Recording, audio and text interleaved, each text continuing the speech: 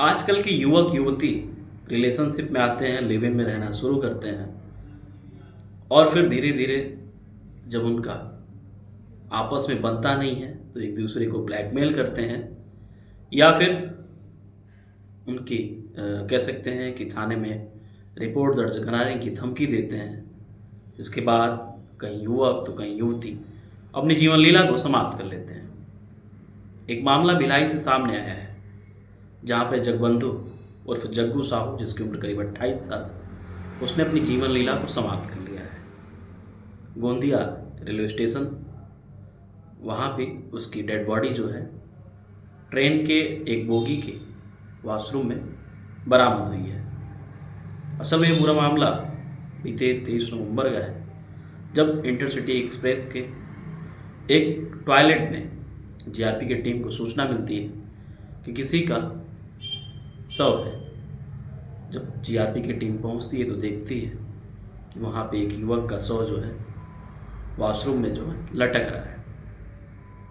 GRP की team तत्काल तहकीकात में जुड़ जाती है और फिर जो उसका खुलासा होता है वो जगबंधु उर्फ जग्गू की डेड बॉडी के रूप में होता है। पूरा मामला प्रेम प्रसंग का है और किस तरीके से ये दोनों, एक युवक जिसका नाम जगबंधु, उसकी प्रेमिका, आपस में करीब 4 साल से रिलेशनशिप में रहते हैं। प्रेम प्रसंग जब परवान चढ़ता है तो दोनों लिव इन रिलेशन में आ जाते हैं, साथ रहना शुरू कर देते हैं और इसी बीच लड़की की शादी कहीं और तय हो जाती है। तो जो जगबंधु रहता है वो लड़की से बातचीत करना छोड़ देता है, जिसके बाद लड़की को ये बात नागवार गुजरती है और उसको ब्लैकमेल करती है। ब्लैकमेल करती है कि मैं तुम्हारी शिकायत पुलिस में कर दूंगी और भी तमाम चीज़ें।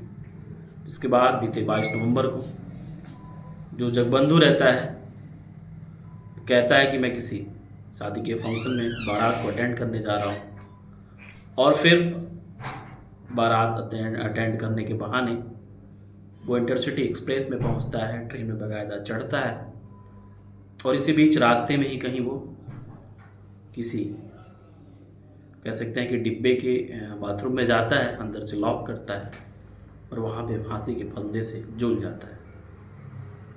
इसके बाद 22 तारीख की रात से ही वो घर से गायब रहता है। चूँकि शादी के फंक्शन का बहाना लेकर वो घर से निकला था, जो घर वाले, उसकी माँ का नाम हीरामणि, बहन ज्योति, तत्काल दोस्तों से हाल चाल लेने का प्रयास करती हैं। पूछती हैं कि आखिर जगबंधु कहाँ गया।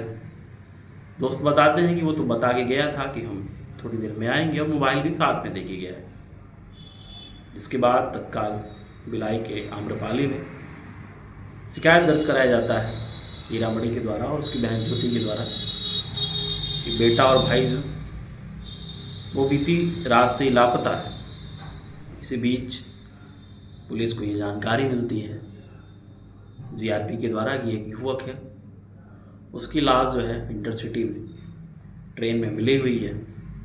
जिसके बाद शिनाख्त होता है तो लाश जग्गू की निकलती है। चूँकि मौत से पहले उसने बाकायदा एक वॉइस नोट अपने एक दोस्त को भेजा था जिसमें उसने लड़की और उसके 3 दोस्तों के ऊपर ये गंभीर आरोप लगाया था कि ये लोग लगातार हमको टार्चर कर रहे थे। चूँकि रिटेन परीक्षा, फिजिकल परीक्षा भी पुलिस की जग्गू ने पास कर ली थी। उसकी जो तमन्ना थी ये थी कि मुझे छत्तीसगढ़ पुलिस में भर्ती होना है। बस उसका रिटन टेस्ट बचा हुआ था और वो अपनी तैयारी में लगा हुआ था, किसी भी तरीके से करके मुझे छत्तीसगढ़ पुलिस की वर्दी जो है पहनना है। जब लड़की की शादी फिक्स हो गई तो जग्गू लड़की से बातचीत करना छोड़ दिया और इधर लड़की जग्गू से भी बातचीत कर रही थी और अपने होने वाले पति से भी बातचीत कर रही थी। जग्गू के ऊपर लगातार प्रेशर दे रही थी तो मुझसे बातचीत करो, संबंध रखो। जग्गू को ये बात पसंद नहीं आई, समझ भी नहीं आ रही थी, तो उसने जो बातचीत का सिलसिला था उसको बंद कर दिया। लड़की को ये चीज़ खटकने लगी और फिर उसने अपने दोस्तों के साथ मिलकर बाकायदा जग्गू को टार्चर करना शुरू कर दिया। इसी बीच एक दिन बीच में आम्रपाली इलाके में इसका घर था, घर जाके इसके साथ अभद्रता भी की गई लड़की के द्वारा, उसके दोस्तों के द्वारा, जिसके बाद जग्गू अंदर से टूट गया था और मरने से कुछ दिन पहले से वो गुमसुम रहने लगा था। लगातार लड़की वो दबाव देती थी कि नहीं, उनको मुझसे भी बातचीत करनी पड़ेगी। और फिर अंत क्या हुआ कि जग्गू को अपनी जीवन लीला समाप्त करनी पड़ी। फिलहाल इस मामले में पुलिस ने तहकीकात शुरू कर दी है। जग्गू की घर वालों का, उसकी माँ का, उसकी बहन का आरोप है कि हो ना हो ये सुसाइड नहीं है, बल्कि ये हत्या है, सूझबूझ के द्वारा की गई हत्या है।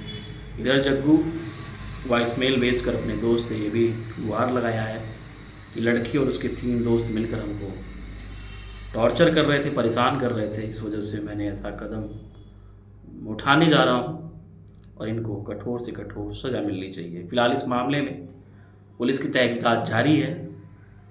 आगे अब देखने वाली बात होगी किस तरीके से इस मामले में खुलासे होते हैं, कौन आरोपी होता है, किसको सज़ा मिलती है। लेकिन जो ये ट्रेंड बदला है आजकल के युवक युवतियों में लिव इन का, वो ट्रेंड कहीं ना कहीं घातक है और अंत में इसका जो परिणाम है वो बेहद ही दुखद है। लगातार ऐसे मामले हम आपको सुनाते रहते हैं अपने चैनल के माध्यम से। देश दुनिया कोने कोने हर जगह बहुत कम केसेस ऐसे होते हैं जहाँ पे सब कुछ सुचारू रूप से जीवन के आखिरी पायदान तक चलता रहता है। जहाँ स्थिति होती है कि अलग होना है तो या तो लड़का ब्लैकमेल शुरू कर देता है या फिर लड़की ब्लैकमेल करना शुरू कर देती है। कहीं केस होता है, कहीं लड़की को जेल होती है, तो कहीं लड़का अपनी जीवन लीला को समाप्त कर देता है, तो कहीं लड़के के कह सकते हैं कि टॉर्चर से तंग आकर लड़की अपनी जीवन लीला को समाप्त कर देती है। फिलहाल इस मामले में आगे जो भी होगा वो अपडेट आपको हम बताते रहेंगे। क्या कुछ आगे की कार्रवाई हुई वो भी आपको विस्तार से बताएंगे।